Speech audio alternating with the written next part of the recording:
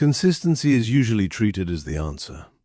If something isn't working, people assume they just need to be more consistent, more disciplined, more committed, less forgiving. At first, that idea feels reassuring. Consistency promises control. It suggests that effort will eventually pay off if you just keep going. And for a while, it can help. Structure reduces decision-making. Repetition lowers friction. Movement feels easier when the rules are clear. But slowly, something changes. Consistency stops feeling supportive and starts feeling heavy. What once felt stabilizing begins to feel demanding. And that's where the problem starts.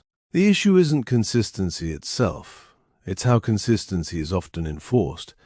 When consistency becomes a rule, the brain experiences it as pressure. Pressure increases self-monitoring. It narrows attention. It raises the emotional cost of mistakes. Instead of focusing on movement, the system focuses on not failing. You're no longer doing the behavior to support progress. You're doing it to avoid breaking the streak. And avoidance is not a stable foundation. This is why people can remain consistent while feeling increasingly exhausted. They're repeating actions, but they're doing it under tension. Rigid consistency creates fragility. Miss one day, and the routine feels broken. Slip once, and the effort feels wasted. The system starts thinking in extremes, perfect or pointless. All or nothing. This framing doesn't build momentum. It creates anxiety around interruption, and anxiety makes returning harder. The fear of breaking consistency becomes stronger than the desire to continue it, so people stop, not because they lack discipline, but because the pressure became unsustainable. Consistency works best when it's flexible, not as a rule to obey, but as a pattern that can absorb disruption.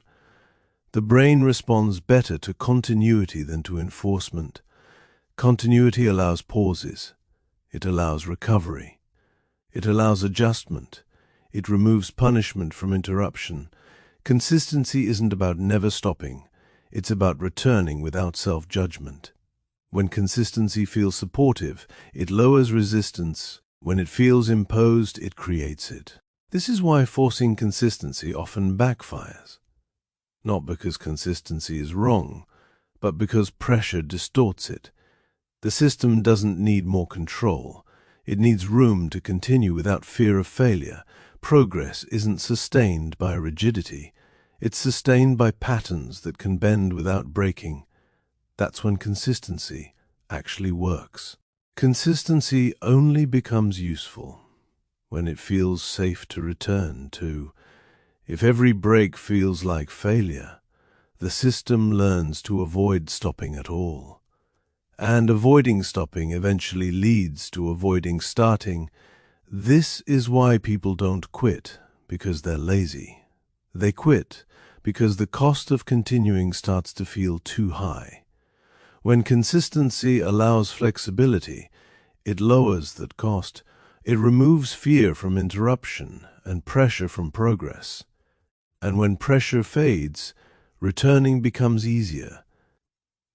That's when consistency stops being something you force and starts being something you naturally maintain.